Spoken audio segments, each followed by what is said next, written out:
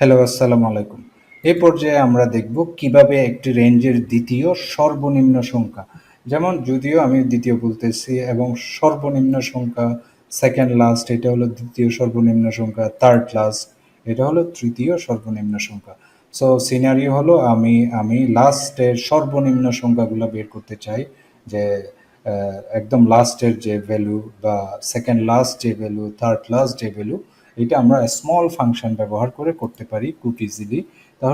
তাহলে লাস্টটা আমি বের করতে চাই, তাই না?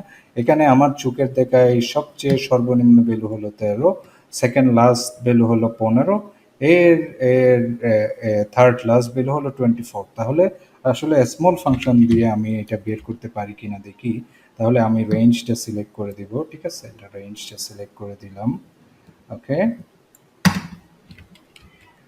রেঞ্জটা সিলেক্ট করে আমি কমা দিয়ে আমি এখানে দিব, ধরেন ফার্স্ট, একদম লাস্ট, যেহেতু স্মল দিয়েছি লাস্ট ভ্যালুটা আমি দেখতে চাই এক নাম্বার, ছোট থেকে বড়, ছোটর মধ্যে সব এক নাম্বারকে, এইটাই হলো এটার লাস্ট।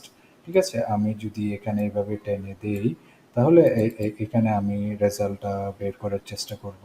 এ এখানে আমি সেল রেঞ্জটা আমার রাইট হতে হবে। আমি 2 নাম্বার বা দ্বিতীয় সর্বনিম্ন ভ্যালু হলো 15, এবং আমি এটা তৃতীয় সর্বনিম্ন ভ্যালু আমি কত আমি বের করে দিতে চাই।